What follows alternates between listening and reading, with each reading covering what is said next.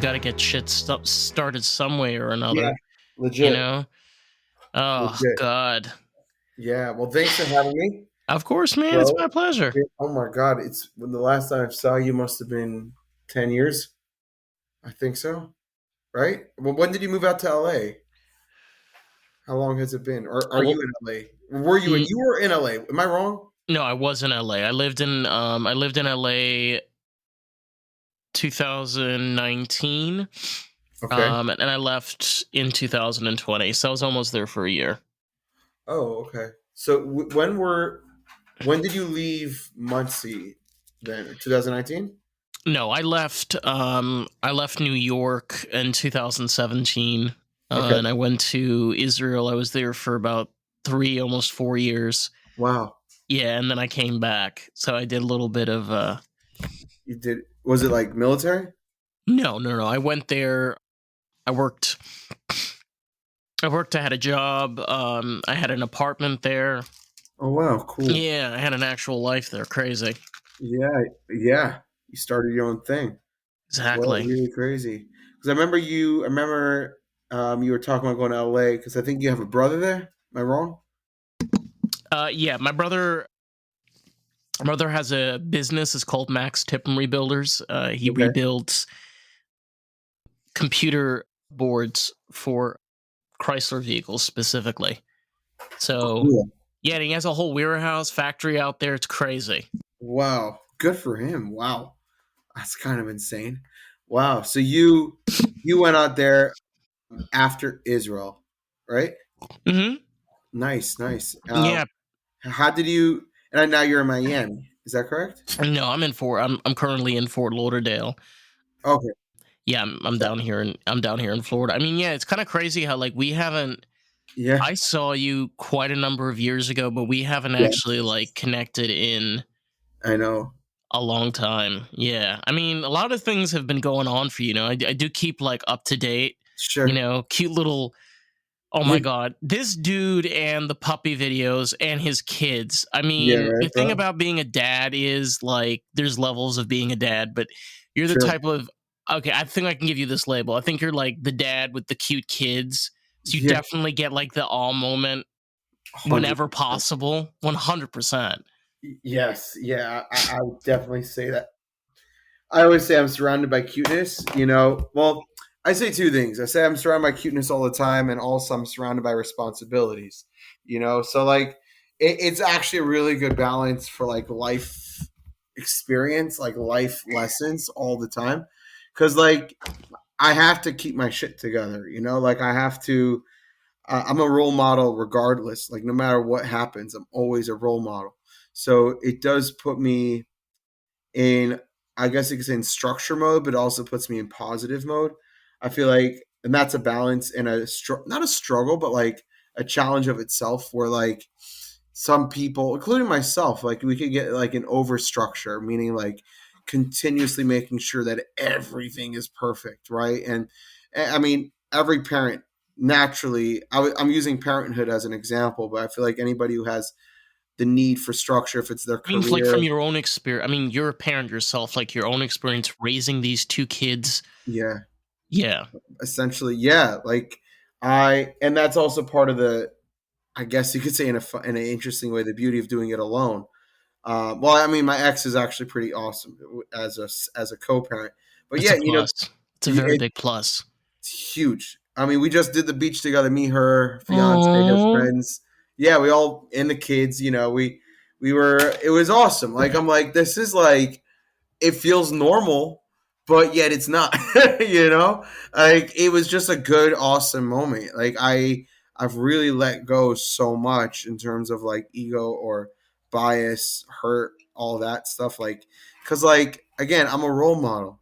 So if my responsibility is to make sure things work out and things are good and my kids have good memories, like I would say like it's so important just to look at the beauty of what's right now, because that's what they're gonna remember. They don't remember how I felt 4 years ago.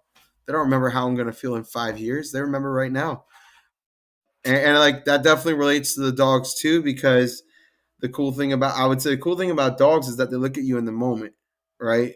for what you are, for who you are. People say that in a very positive way. I think it Hmm. always is very positive, but I'm going to say even in more of like a I guess like structured developmental way where like your dog's like, I need to know what to do now, right? That's like that's kind of like the message in that where like, yeah, it definitely has like love underlying it all, but sometimes it's actually a little deeper than that. It's like your dog, and I've had a lot of people who unfortunately, we all have hard times, but like people have told me like my dog saved my life because I literally had this. Somebody told me this like a few months ago because my dog was looking at me when I was just having these like really depressing thoughts, and he was like looking at me like I need you, right? And like that alone, that just jarred the guy out of his depression Well, animals have something that we as humans generally don't, which is called unconditional love. for sure. And the reason is because with especially like I have a cat and she's a rescue. I've had her for about 5 years. They communicate with you not within speech. There's no, there's you can't talk English to your cat or your dog. They're not going to understand you. But they communicate with you within body language, feelings, emotions, how you're moving around, and they connect with you very well.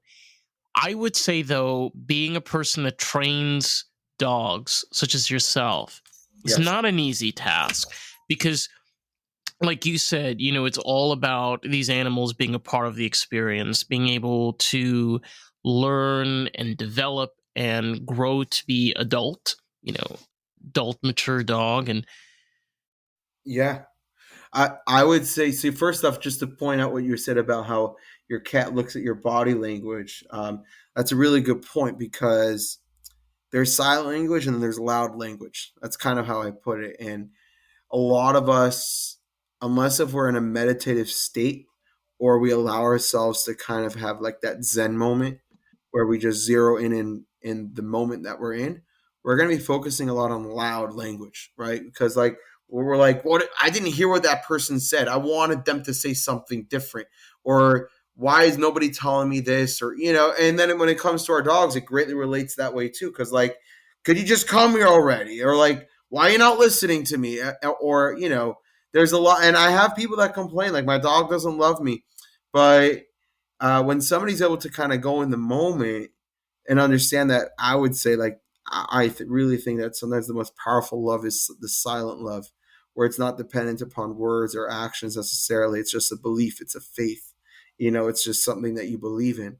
That person loves me, and it's really something that's if you intent upon. trust, if you trust them, they will trust you. That's And yeah, 100%. And like, yes, I'll tell you this straight up. My cat yeah, is more dog like than she is cat. She okay, likes to walk on a leash. She chases balls. really. Yeah, she loves to like get on her back and you scratch her on her tummy and she goes Oh, bananas. Yeah. But at the same time, the thing about we already started talking about creating bonds, whether, sure. with a human child is very different than with an animal. But the concept still applies of where if you're creating a bond with something, Yes, why are you doing it? How it's are a you going good. to react to it? How are you going to connect to it? Yeah, What are the steps that you're going to be taking? I don't know what goes into like your practice or how you do your training, but I'm yeah. sure there's a level of that goes into it. 100%. That's a very good point. So I say that dogs specifically look very similar to cats as well. Obviously, dogs is my forte in specialty. So I'm going to reference dogs. Much easier to train as dogs and cats. Oh my god. Definitely. I really think the people who train cats are really good at selling it, but like it's just, training cats, it's not an easy thing. And I really think it's very limited to what you could actually teach versus a dog. I mean, it's limitless essentially. So with dogs, I tell people that I think owning a dog, similar to a cat in this one aspect, owning a dog is one of the most healing, therapeutic activities that we can do that we need no encouragement or persuasion to do it. So, for example, for somebody to do talk therapy or even to do like art therapy, music therapy, dance therapy, like it's intense, right? And it definitely involves a lot of you to be present and to want to go and push yourself. But the second you see a dog, right, online, like I have clients of mine that like that literally, I have a client that I just got last week. Like she told me it took 60 seconds. That's it. She saw the dog on Instagram. She messaged the breeder and she got it. Like that's it. She put a deposit. Like I love this one. This is mine. And I look at it. I'm like, first, like the person naturally, like in terms of like regular life, you don't ever fall in love that quick, right? You don't ever just like have this like crazy obsession of passion and love and romance and healing. But with the dog, we do. And I know it's largely because we believe that this dog subconsciously, we believe that this animal is going to be able to support, validate, be my buddy through everything. And that's really what people are looking for. They don't realize that. And where training comes into play is that I always remind my clients that 4 months ago, your dog didn't even exist, right? And now you're bending over and giving everything and not necessarily providing the structure or the house, the basic guidelines, right? As to how we're going to create this loving relationship. Because any relationship, taking human, for example, where it's based upon infatuation and no actual values for what we stand for, right? I mean, it's going to crumble. But with the dog, majority of people who, let's just say, and I'm going to explain what love, how I view love with the dog, but most people who are very into the infatuated form of love with their dogs, where there's, I guess you could say, absence of like personal space, let's just say, for example, or, basic stuff, the dog will naturally see that no one's in charge.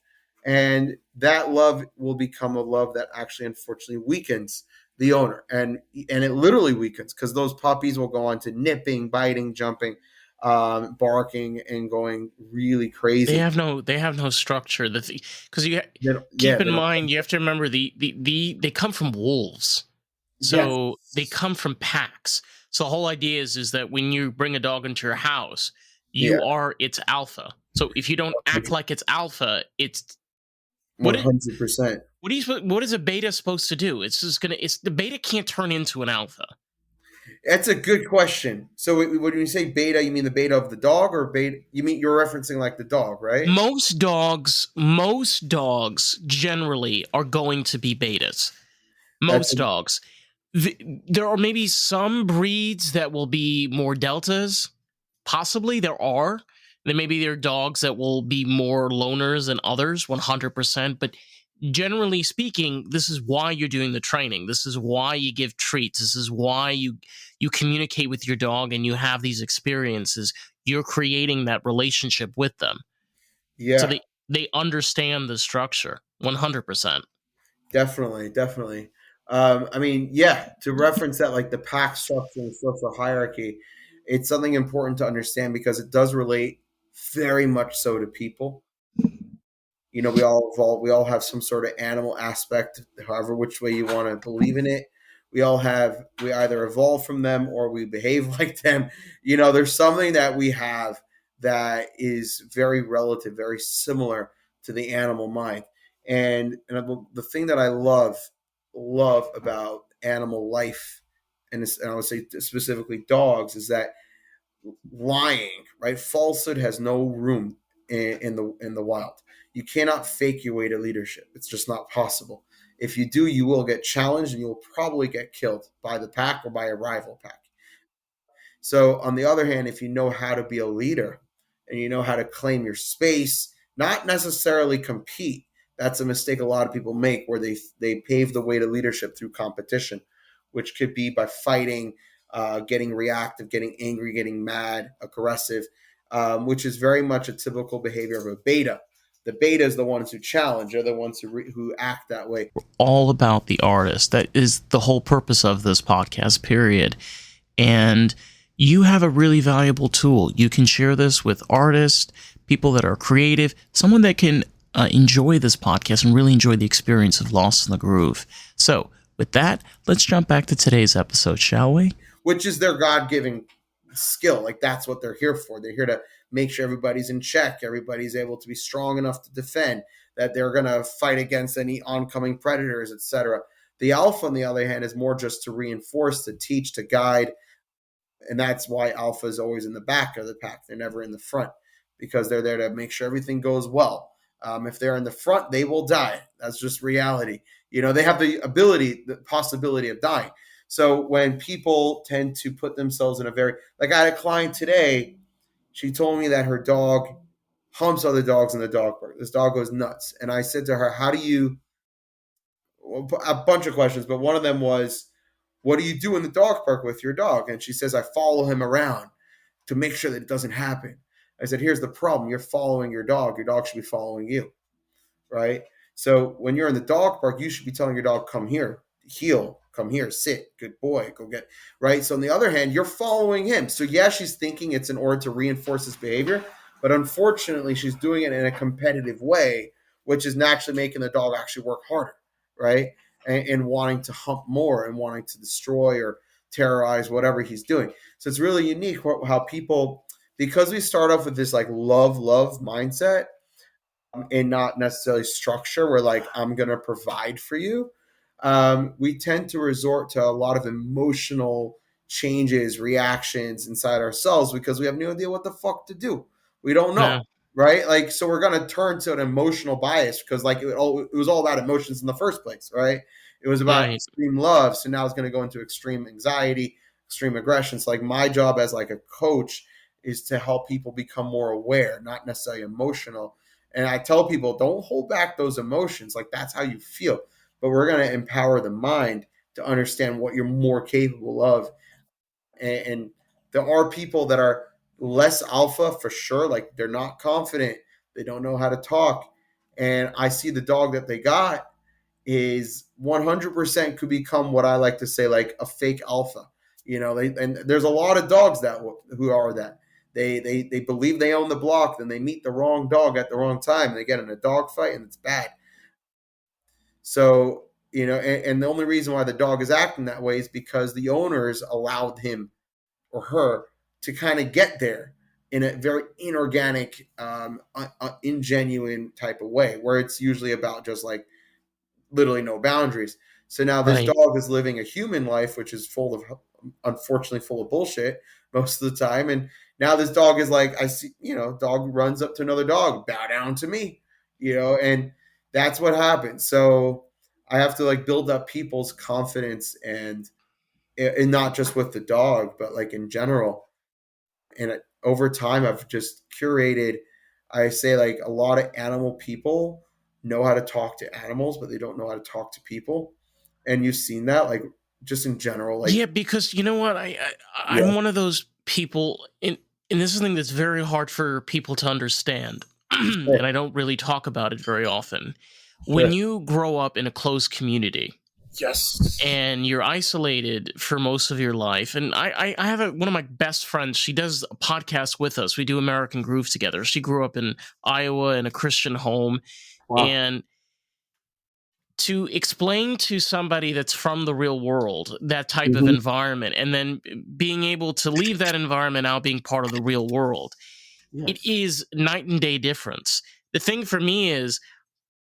I don't know how to communicate with people. I don't know how to, and I've been out of the community for since 2017, Yeah, and almost 8 years. almost 8 years, and it's like Yeah, you find that hard, right? Like how to actually communicate. oh yeah, come on. It's true.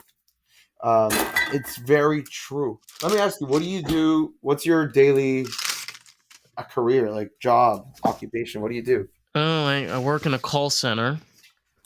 Okay. Well, that's communication. Oh, but not oh, but not really, I guess, right? Because no, it's like a not robot. really.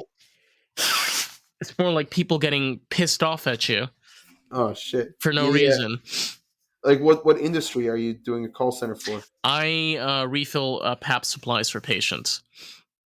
Okay, yes, they're pissed, I guess. Yeah, a lot of the times I get some really great patients, but it's really strange because Okay, you can really appreciate this. Okay. I get patients on the phone that are Jewish, very Jewish. Oh, really? Like On religious? yeah, 100. When you get somebody on the phone that's like, Yeah. hello, I'm trying to order Holy shit. CPAP supplies. Yeah, yeah. I live in Brooklyn. I'm like, Okay. Jewish. Chesky Klein. I'm making up a name because I can't give a real Yeah. name. Like Chesky Klein. Oh my god. Yeah. Oh wow. Yeah. That's So hilarious. those are always fun. Oh my god, they're a blast because they have no idea I'm Jewish and I know exactly who what kind of environment and all that shit is, and it's That's like so hilarious. weird because Yeah. you're on the What phone and they can't see you. do you feel like weird? Not I don't know weird, but like well, how does that feel when somebody like that calls? Like you've left the community so long ago, but like whenever like I guess something like that pops up, like is it like I don't know, does it bring up memories or are you already like so far removed? Do you get what I mean? The thing is that I am at this point so far removed where I can walk into a church, a mosque, a synagogue, and it makes no difference to me. Gotcha. But when I do see religious people, Mm-hmm. it doesn't bother me. It's just it hits something in my brain. Mm. And again, like nothing against people that are religious. I think to Right. each their own. Some people do great with it, some people don't. Yeah, But it's just it's really strange for people like us because you yourself, you're an adult, you have kids, you have a career that you've built for yourself. These are things that we've all had to learn and develop because we weren't I wasn't given these skills. No me one neither. Yeah. said to go. You know what my rabbis and people in Russia, Russia Shivas they would think if they knew I did this shit. They think I was an apikoros. I was a satanic worshiper. I mean, the list goes on. For sure. Yeah. I am a satanic worshiper, but that's something else. Kidding. It's true. It's true. I mean the box. I've said before that we have, there's various different personality types and I do think in general like religion or any sort of social society built ideology is not going to focus on individual needs. It's going to focus on general needs, right? In terms of Collective. population. Yeah. Yeah, collective is the right word. And truth is, you have some people that are meant to be CEOs. You have some people that are meant to be soldiers. Some people are meant to be freelancers, right? And that relates as well towards personal identity. Some people are meant to be more free. And with that, they're able to contract themselves, like metaphorically, they're able to contract themselves and be able to learn from many different environments, right? Like you see some people that flourish working remote, living in Costa Rica in the jungle. And some people are like, no, I fucking need to live in New York City and get to the office every single day from 9 to 8. Like that's just different personality types. And Right. really people have to focus and try to see like what is my type and like how am I going to best relate to me and structure my life for that, because that's where I know my like for me I'm an independent contractor, that's just my lifestyle, right? And I do see myself slowly like learning how to be less reactive, not necessarily reactive, but sensitive is a better word, being less sensitive towards like collective, like even like New York City to me, I get sensitive around it. I'm like everybody's stuck. You know what I mean? Like that's just how I feel. I'm like I need to breathe. I need to get out. But like I'll on purpose go to the city though, or and I'll just like stick myself in there just to experience it. But I know at my core, like I need that freedom in terms of lifestyle. Like I go to I just have thank God like my career is gives me so much flexibility to travel, to go to the beach every week, to have my clients, like I'm able to do that. And like that's something that I used to think it was a luxury, but it's actually a necessity. I know it It's almost something you can work. It's something that you have to work towards, but it takes time to do it. for I had to work so long to get to this.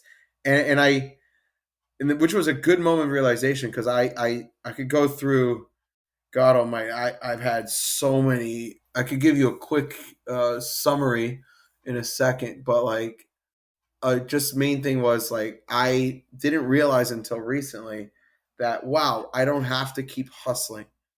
Because I believe that there's something true about just making good money. A lot of times we're focused on you have to make more, more, more, but then there's also just stability, and stability comes before scalability, right? Correct. And that's 100%. We're so consumed by wanting to make a big difference or to manifest our dreams. All these fancy terms people say, but in all reality, in all truth, the main thing is really like, are you living a good life? Is what you're doing something that's stable, something that you could actually rely on? Because that itself, I have this quote that I may not be. I'm going to try to remember it. I may not. Let me find it for you. I want to say it actually the right way. It's a really good You one. good?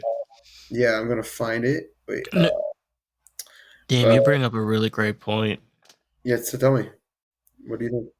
No, I totally agree, and I kind of have taken this philosophy with podcasting. I Hmm. had a conversation with somebody the other day of, with social media and marketing and such, and I can honestly say, like, with the way that I've been growing the podcast, it's been word of mouth Nice. and exposure. So, this is the first time I've ever had to like have a social media account where I can look at followers and I'm like, oh my God, yeah, that person's a friend of that person. Like, oh my God, they were there and they saw that. So it really creates that environment. And the same thing works like with what you're doing too, is when you're taking care of these puppies and helping Yeah. these dogs, word of mouth goes around and people are like, oh my God, yeah, I heard of Ice. Like, oh my God, well, how was he? Was he good? Yeah, he's pretty good. Oh my God, let me try him out. You know, the thing is, social media is a really great tool, but here's the thing: being a social media star is like Yeah. this. Being successful as an independent contractor, being social, like for example, using social media to be able to network yourself and be able to create that structure, that brand, that platform Mhm. is like this. Right. Because Right. you're not being impractical. You're not pushing yourself where I gotta post every single day. I gotta shove crap in people's, Right. Definitely. That's true. I mean, it's quote. organic. It's about What's being organic. I want to hear this quote that you have. Yeah, yeah. So here, maybe you're not meant to be the best. Maybe you're meant to just show that it's simply possible. And by doing that, you'll actually show people what being the best is really about. And Damn. yeah, Whoa. Is that your quote? that's my own quote. Yeah. Damn, Uh, bro. thank you. I actually had another one which kind of runs off that, which I was thinking yesterday. They come to me when I'm doing like my biking or running or my jujitsu. Like when I'm in like an extreme like function mode, like my brain just goes like that. And I was like, You need momentum. yeah, yeah. I had this quote which I'm not looking for. No, I said I'm not living the perfect life, but my life makes perfect look ashamed. And so, which means that if you want to live within the boxes, right? Because I think perfect life essentially, which we could all relate to, like we do, however much we say we, I think it's just like it's a cliche, almost like nothing's perfect. But the truth is, we deep down kind of, if you're stressing yourself out and pushing and pressuring, it's probably because you want something to be perfect. You want your career to really work out. You want your life to really work out. So really, what you're doing is you're creating these boxes, or you have these boxes that were created by someone else, or wherever, whoever, and you have certain lists inside of them, and you want to check them off. But reality is, here's the thing: like, do you want to live within the box, or do you want to live out of the box? I think majority of us have seen more success living outside the box. You stepped out of your comfort zone, for example. You discovered a new self, a new resiliency. So all that of like trying to fit and check every single thing inside the box essentially is limiting you. On the other hand, just live, right? Just Right. actually live. And the life I have is 100% not perfect because I was thinking about it. Like, I was biking during the day, right? And most people are working during the day. I think I was able to have my clients earlier, later, whatever. And it's so not a traditional way that I'm living. And I think a lot of people relate. Where like if you create your own lifestyle, it's going to be very different than traditional, right? Because it's your own. And I'm like, it's definitely not perfect. But if I'm looking at the people who are living the quote unquote perfect life, like that actually looks shameful because they're not having the smiles I'm having, right? And I would not have had, if I was living that way, I would not be smiling the way I am right now. So screw the perfect life. It's really, I'm living the life, you know? You know what I think the biggest lie is? Retirement. Yeah. Yeah. People are fighting towards that, right? Yeah, and the reason is that, and I've had the privilege of speaking with. I once spoke with somebody that was in his late 90s, and he's a cyclist. He Okay. rides bicycles, Yeah. and he was telling me that has done this his whole life. I mean, this guy was cycling in the 50s, Wow. and crazy. And he said to me, he says, "Listen," he says, "I have two legs that still work. So Wow. why do I stop riding?" Wow. That's amazing. He's got a good point. You know, Yeah. the thing is that you're alive until you die.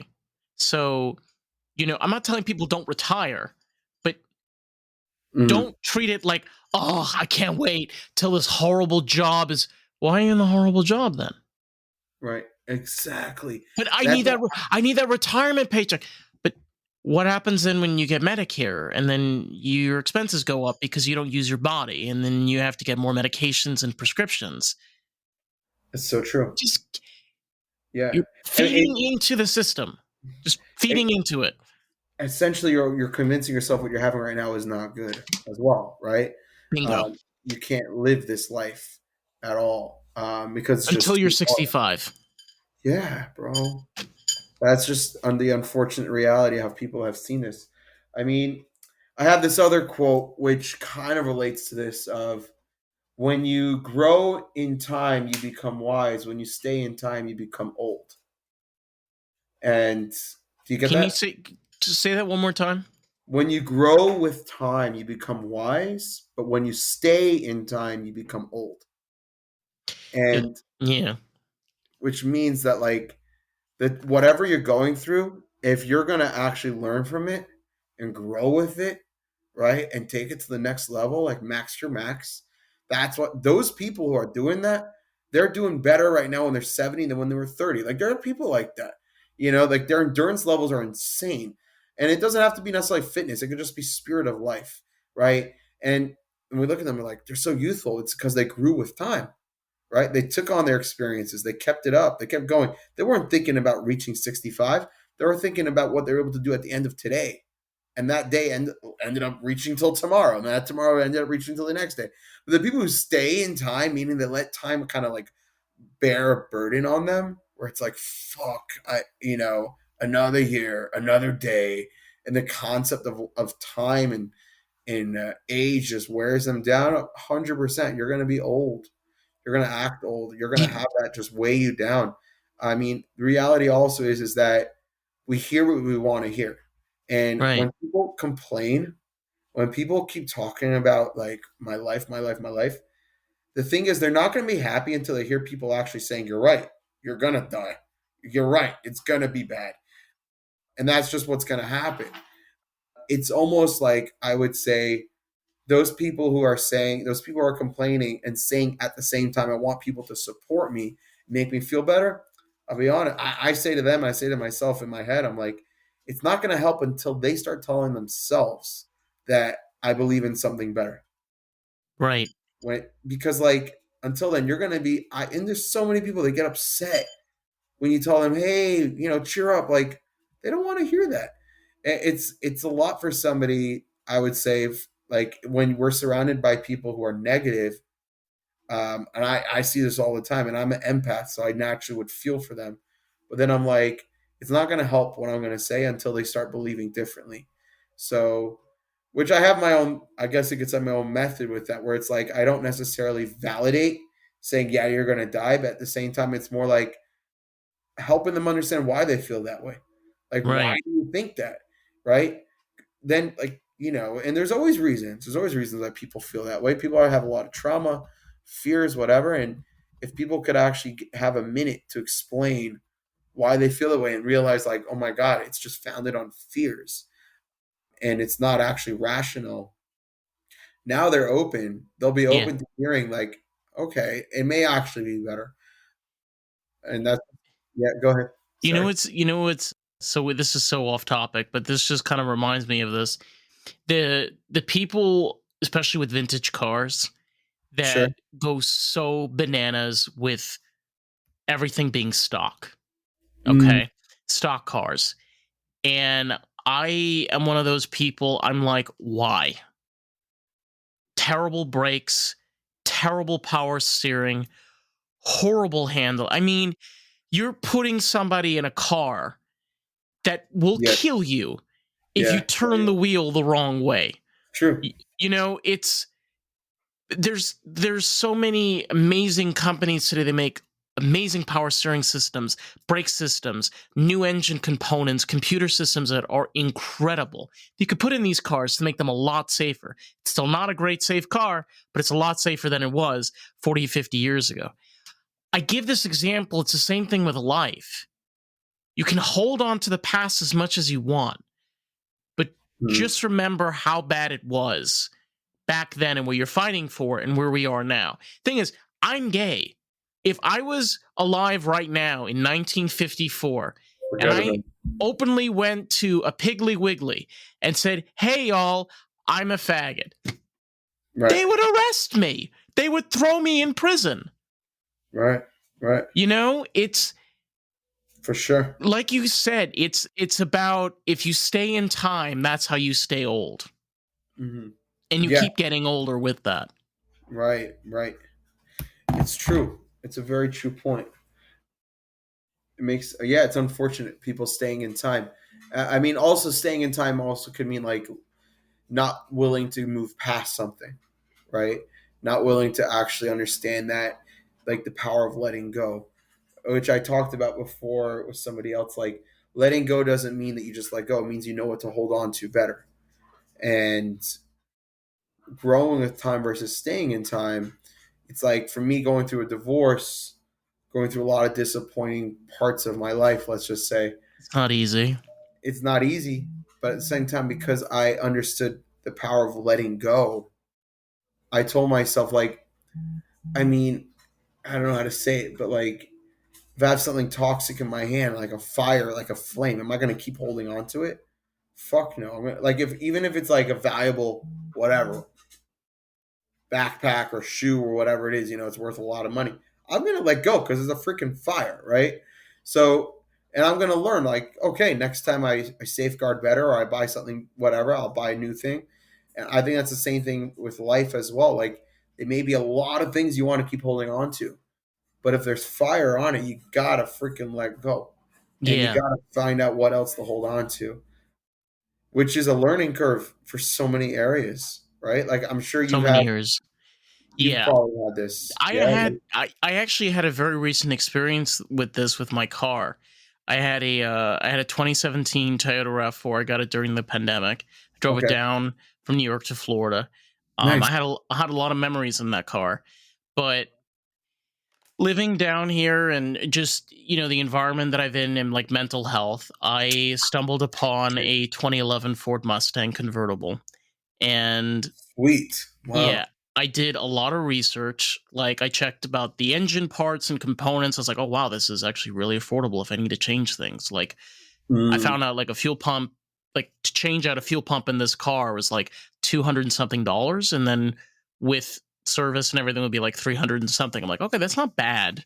You're thinking like a car that's like a sports car would be like a lot more.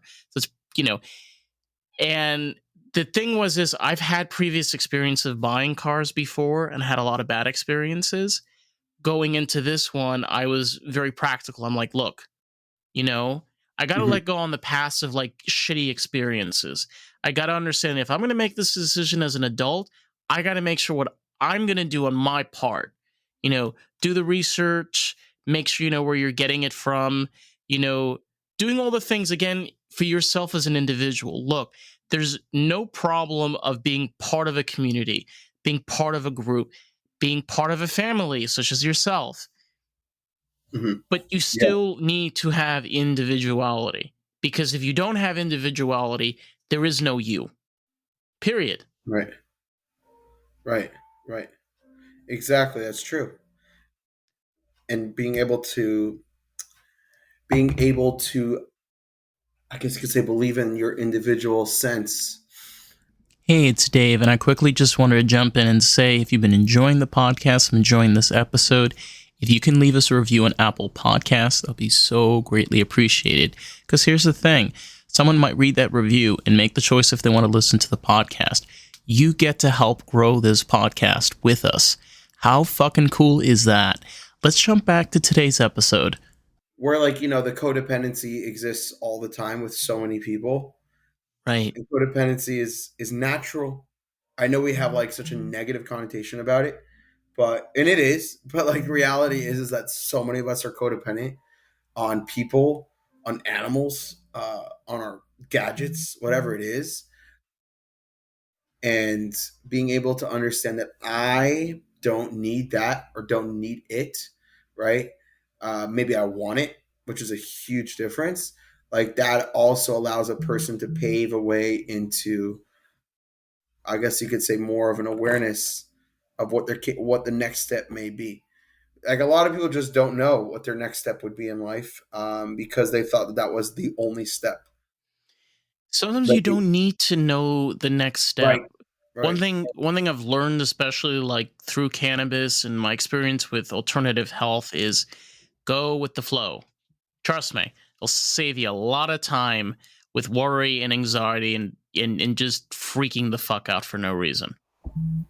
Hmm. You Right. feel, It's I mean, do true. you feel me on this? Yeah, yeah, Like, yeah. Like vulnerability, like allowing yourself to be vulnerable, it's and okay to just fuck up. yeah, 100%.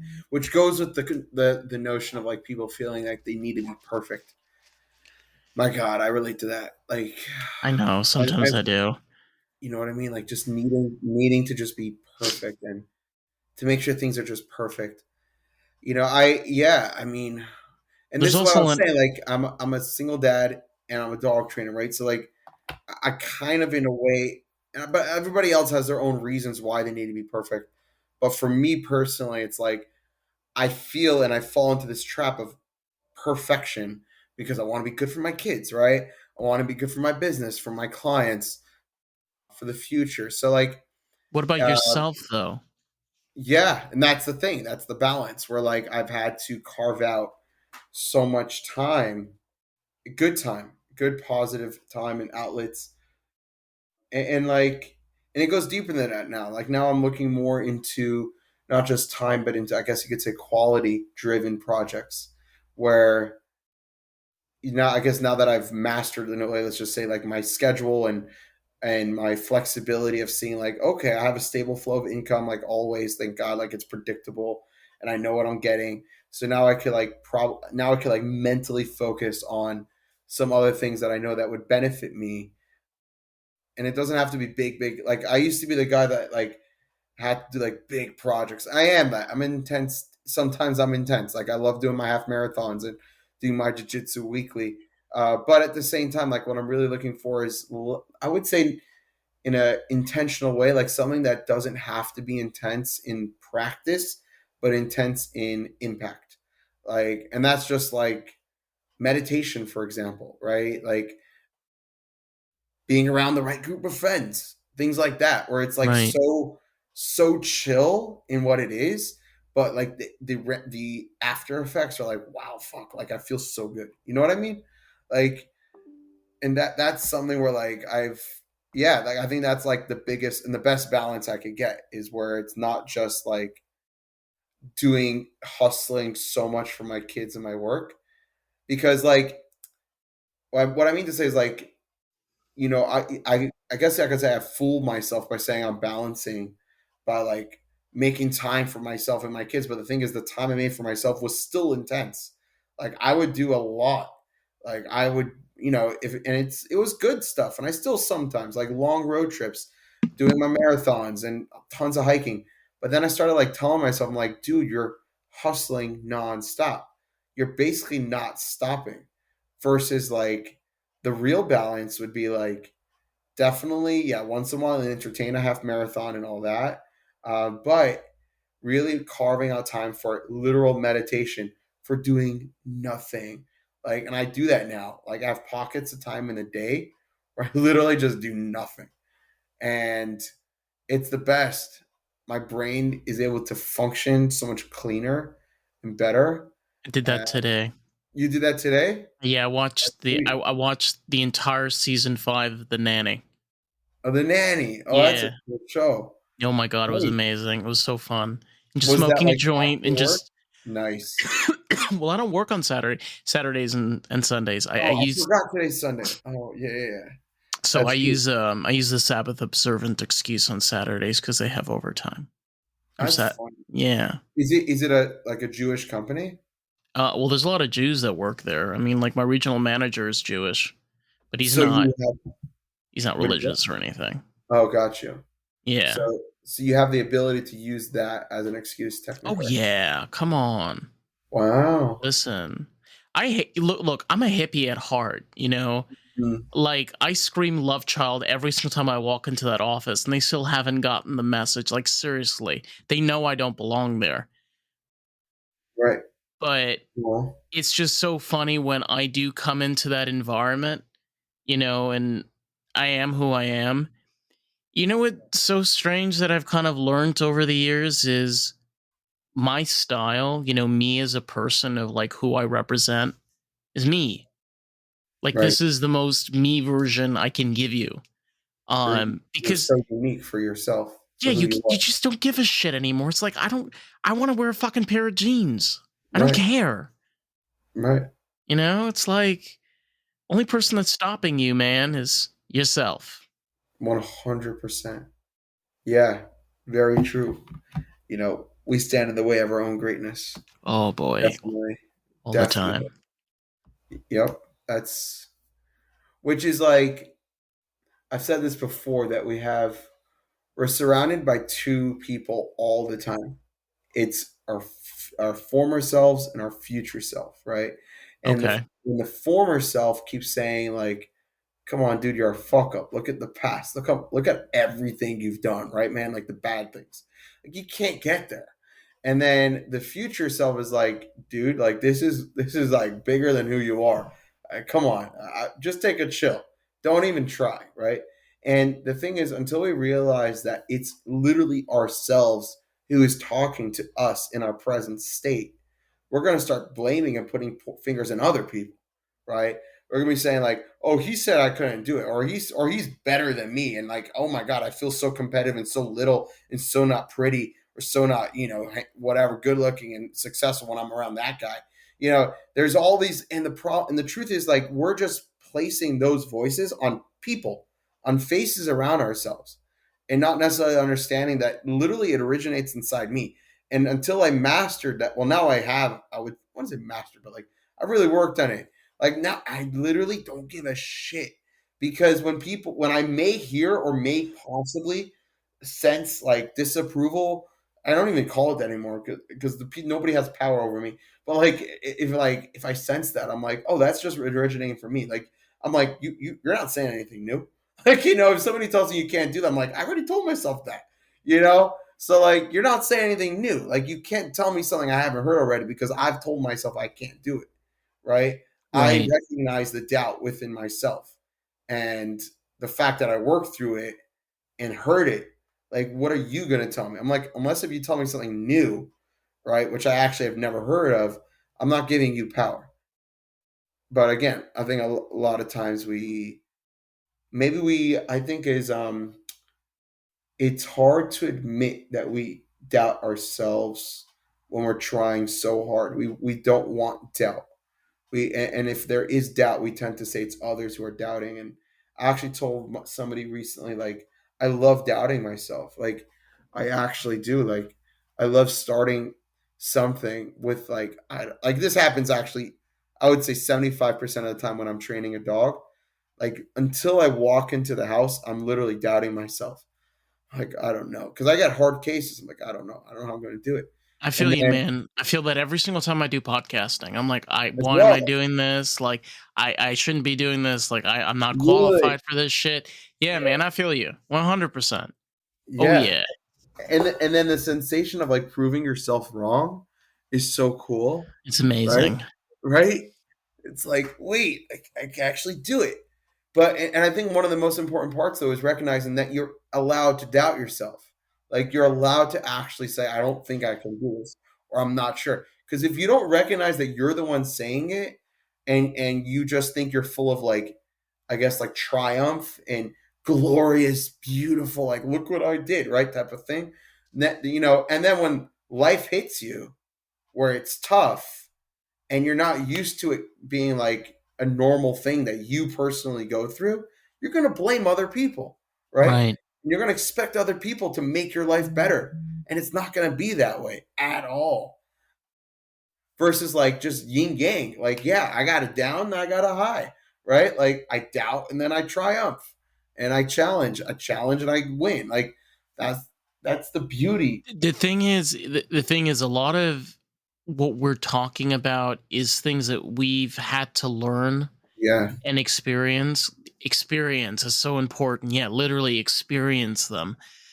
Hmm. I'll be honest with you. I like there are so many of us that leave the community and have very successful lives, Right. and I just feel like we don't really have a voice, to be honest, because I feel like this is just me personally. Sure. There's like this agenda that's put on where only the message of extreme chaos and division of society is the message that we want to bring out to people. We want people to pick out people by their color, by their race, by their sex. That's the whole purpose, right? Mhm. Yeah. That's the whole meaning. If you do jujitsu, like, are you a female jujitsu artist? Are you male jujitsu? Are you Yeah. non-binary, Isaac? These are important things that we need to know. Right. Right. Exactly. I'm like, what? True. It's true. Like It's like we're so focused on those categories and boxing people. it's like who cares? Yeah. What Yeah. does it matter? Right. You 100. know? It's so true. It's so true how people, I don't know, like it's an agenda for people to have, I guess you could say, to, I guess, have all ducks in a row to make sure everything's all right, everything's perfect, everything's according to a certain standard that they've created. Right. Um, that's just, it's true. It's true. I mean, the passion alone of doing something should be enough, I think, to unite us. We don't need to have other factors to unite us. That are we all thinking the same way? Are we all the same? I guess you could say gender. The same identity. Um, like that. That's not needed. Like we don't need that in order to unite us.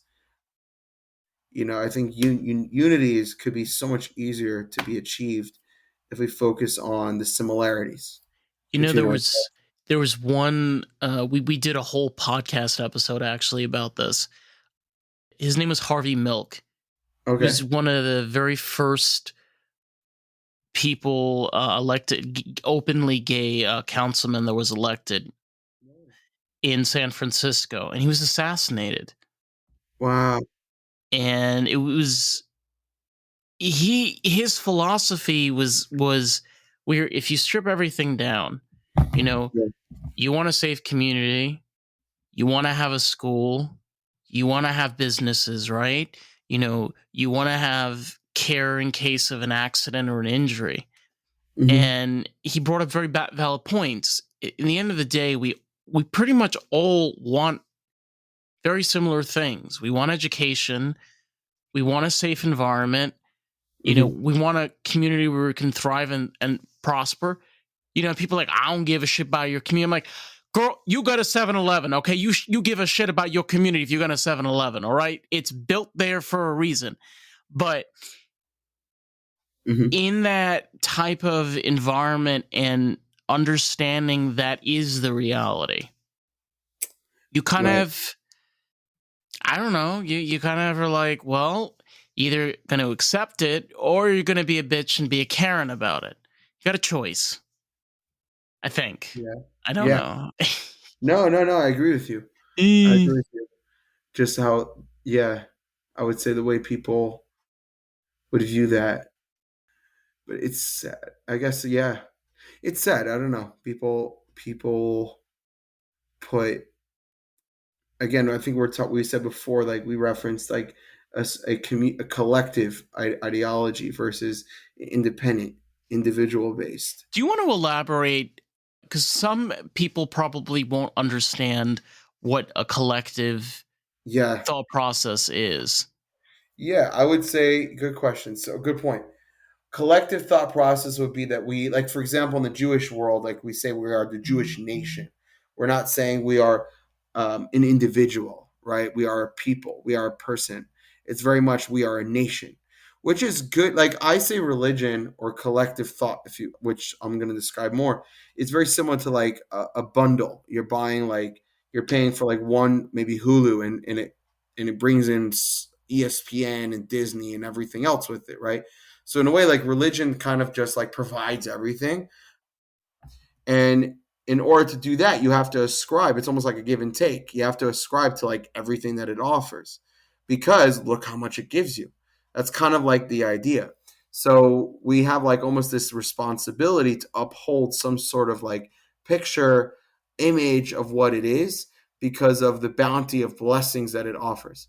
I truly believe that in for some people, we have the ability to create those blessings on our own, right?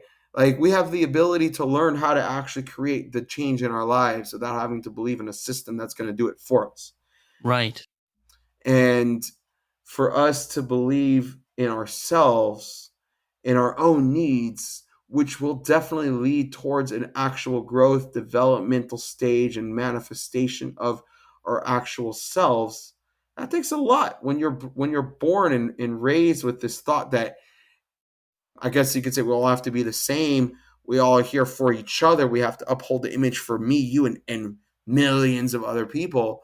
Versus like, but my own needs, or like for example, I was at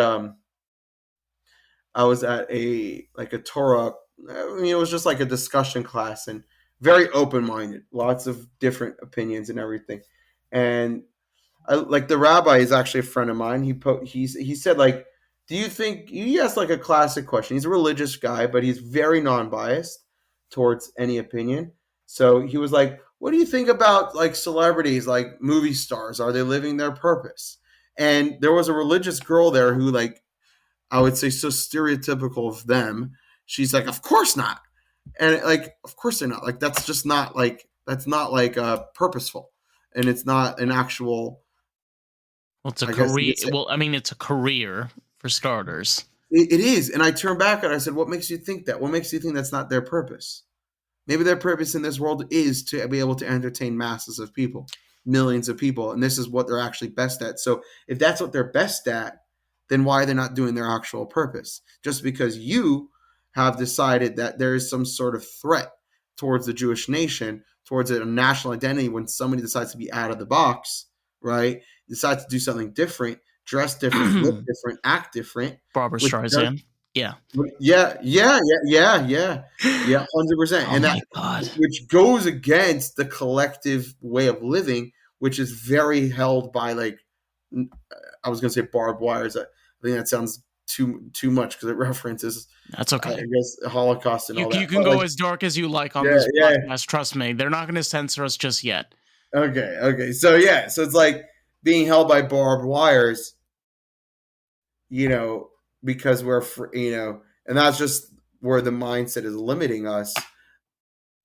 And when it goes that way, then it becomes like a war of black versus white, or whatever it is, like color versus no color, where, people who are living a life of being a celebrity or being a movie star, for a lot of people who don't appreciate individual expression or individual way of living, they're going to be threatened by that 100%.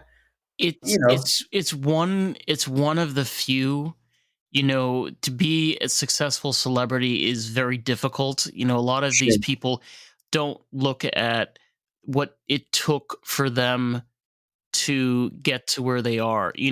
Takes, for example, people such as Gene Wilder. I love Gene Wilder. Incredible actor and comic, Richard Pryor. I Yeah. mean, but this is years of work and progression and progress. Like the being a celebrity, like their careers,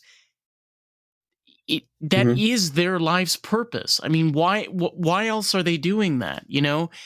if you asked Robin Williams, why are you doing what he's doing? He'll tell you, because I love what I'm doing. He loves what he's doing. Yeah, He's a comic. exactly. He made everybody happy. Everybody loved Robin Williams. Right. So It's true. it's all about, I always say this on the pod, it's all about changing your perspective. And when you're in a collective mindset, it's non-existent. There's no such thing as having a different perspective. It's not allowed. Right. Why should there Exactly. be a different opinion? There Right. isn't a different opinion. There's only one opinion for all the people. Right. 100%. I actually, my very first tattoo that I ever got is a quote by Walt Disney. I have it on my arm. It's kind of hard to see, but Okay. it's kind of fun to do the impossible. I love that. It's And kind of fun to do it's the kind of fun to impossible. do the impossible. And So cool. Love that. Yes. the thing is, I can't do that. Well, guess what? If everybody had that kind of attitude, we would be living on grass right now, building fires. Yeah. No progress would have actually ever 100%. happened. Ever. 100%. Isn't that crazy? Yeah. I have this quote on my wall from Walt Disney: "If you can dream it, you can do it." I'm sure you've heard that, right? I don't care that, like, people call him a raging anti-Semite. Like, I don't give a flying fuck. The man was a genius. Yeah. For the simple reason this is why Disney's probably going to turn into some woke communist, I don't know, fucking nuclear program eventually. I'm not joking. I'm being serious. Yeah. Yeah. But he had a vision of how can you create a world, in an environment, especially with art, that not only inspires, but Hmm. also has emotion and feeling with pictures and stories. These Right. are things that each of us humans have passions and desires to do. You know, People say, well, you can't do a Walt Disney. You know what? You know how difficult it was for that man to get Hmm. where he was? Do you understand? By the way, I didn't even realize this. Do you understand that he was only successful for 20 years out of his entire life? Wow. I did not know that. Yeah, from 1951 to 1966 when he passed away. Wow. Not even 20 years. That was pretty Insane. much his years of full success. That was it. Wow. So you Crazy. really have to ask yourself, like, that question of, yes, you want to think like, oh my god, it's impossible, but these people did the impossible and they succeeded. Yeah. Definitely. Definitely. I mean, they were wow. Yeah, I mean, if you can dream, you can do it. Essentially means that, like, if it's in your head, right, that's already 50% there, right? Because how else do you come up with? I remember there was this quote I saw from Steve Harvey, and he was asking the audience. He says, "What turns on the TV? Right, when you want to watch TV, what turns it on?" People are like, "The remote." He's like, "Nah." He says, It's your decision to turn on the remote that turns on the TV, Yeah. right?" And it's like, that's fire. And it's the same thing with, if you can dream it, you can do it. Because if it's in your fucking head, that means you're supposed to be doing it, right? And that's where the faith part comes in, and confidence, and the individual's expression, and being able to truly believe in yourself. Where, like, could you actually do it? Well, that's what you're gonna have to figure out. But when, I guess you could say, when people don't value the thoughts, that's why I always say, I have this thing I always say: value your instincts, right? Your instincts, we have large and we have small. Large is like, I don't know, quitting your job and starting your own gig, which you believe in. Or small could be picking up the garbage off the floor, right? Maybe cleaning up the table. So if you practice with small, by, like, literally, and it happens all the time. I do it all the time. I'm walking in my room, like, you should pick that up. You should pick that up, right? And I do it because I want to value my inner voice. I want my inner voice to know that he's listened to, right? Because if my inner voice is listened to, and I create, like, the habit and tendency to just listen, I promise you, I've already seen it. I have a way higher chance of actually listening when my inner voice tells me something of really good value. Mm-hmm. Yeah, You and know, especially when there's a feeling of surrounding of area. when Yeah. you're in different environments and places. There are times where I'll be in environments and places I'm like, yeah, no, or I've had where I plan on doing things. I'm like, I'm not doing this. Yeah. I'm not doing like I. This is really wild. I was actually in New York. Uh, I was upstate New York, so like I was all the way up like in near South Fallsburg in Woodridge. Yeah. So it was absolutely crazy. Like I went from like LaGuardia, it was like 2.5 hour like lift, insane.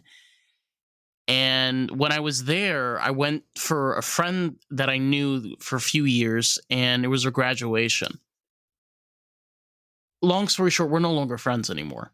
But when I was there, the feeling in the environment towards like Motzi Shabbat, like Saturday night, Yeah. I was like, this is over. Like in my head, I'm like, this is over. The relationship is over. That's it. And it took a few days to process, in a couple of weeks, and talking back and forth. But 100% I agree with you. Like there is a voice inside of you that will talk to you. Yes. It's very annoying, Yes. very annoying, but it's there. And God, that's just one example I can give you. I mean, you probably have tons of examples as well. I mean, again, paying attention. The thing is that we are so distracted, and I think this is also an added benefit for, especially for people in our age groups. Uh-huh. And I'm not saying that people today can't experience it, but it's a little bit easier when you remember when there was just dial up, and a cell phone call would cost you 10 cents, Mhm. and you tried Yeah. calling Jersey, they'd charge you a fee. Okay. Right. Right. You, Right. God, my parents got pissed sometimes. Yeah. But I mean, I think it's also understanding your priorities. You touched on this earlier where, you've built yourself your independent career. You have your clients that you have to depend on. At the same Right. time, you're a father, so you have responsibility as, to Mhm. your kids. And then on top of that, you're training dogs. You have Yeah. the responsibility to that. But your priorities. See, the funny thing is, we're talking about our priorities, but I feel sometimes many people don't know what their priorities are, or are sometimes even confused what could their priorities be. You know what I mean? It's true. It's true. That's what I mean. It's a lot about, like, I would say, instincts as well. Like, what do you feel is most important to you, right? What does your intuition tell you about what you should be setting up? Like for me, I have my priorities like during the week where my work, in a way, I like to say, it has to work around it. So it's like my jujitsu, my biking, and obviously time with my dogs, right? There's like those like important parts in the gym, I guess. Like those are kind of the few, and then like I write down always every week, like these are the hours that I'm doing time with each of that. And I know, like, if I let work like literally overdo me, like I don't take clients and my kids are with me, and yet I'm still able to make a living. Like I don't take clients to the point where I can't exercise during the week, or I can't meditate, I can't have like my morning coffee, right? Like these are important things for me. And I've had a life where I was overdoing it, and oh my god, I wasn't happy, but yet I'm working so hard. But like, no, it's not about making more, so I'm making good. It's about doing well, right? Like that's the most important thing, really. Like doing 10-hour days won't produce a smile. It won't. Like you gotta have to be able to create that balance, and that should be a goal. Look, some people have to. I'm not gonna say unfortunately because that sounds bad, but some people have to work really hard, really long. But if you can make it a goal where you don't have to do that, right? And you could find a way to have some sort of balance. I think the end goal should never be to make more money, but should be able to be make good money with a good balance of life and work, right? Like that should be a goal. I think everybody should really strive for, because Well that being way and well balance. you'll have harmony, you have serenity, happiness and peace. Thing is, people say that the hippies failed. In many ways that they did. And I feel one of the reasons was that their ideology of not working. Oh, No one's saying that you work in a corporate office. Look, sometimes you have to do those things to be able to survive and be practical. right. But you can create yourself a career like you're doing for yourself and be able to have an open perspective and have your own ideology and individuality on top of all of that.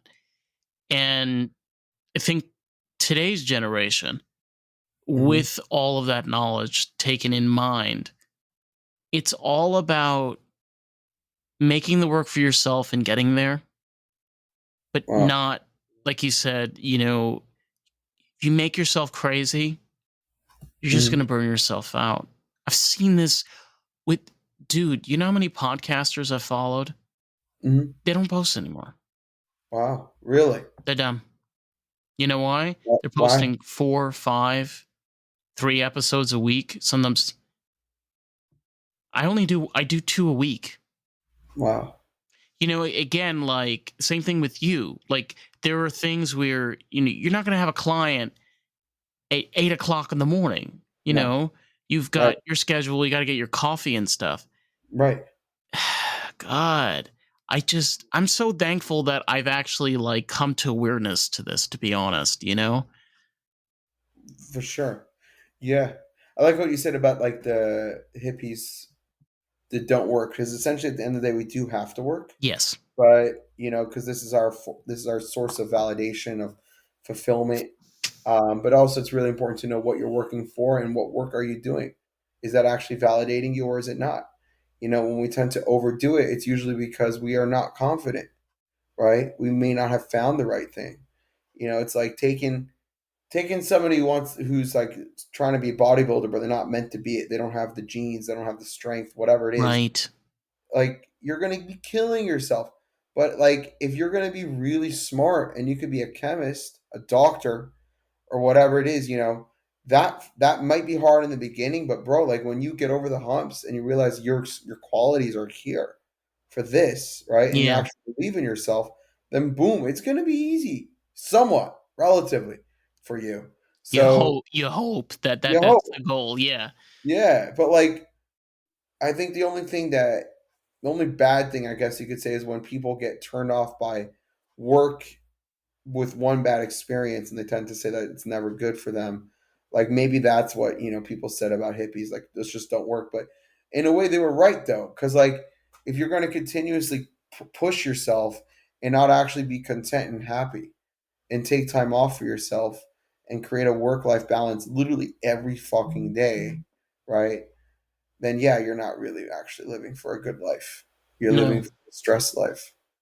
Yeah. And I think with that note, it's all about what direction you want to take. The word that they use for people that leave the community is OTD, Yeah. which means off the derech. Right. Derech just means way in English, so it's off the way. And I always found it strange, like why is it off the way, off the direction?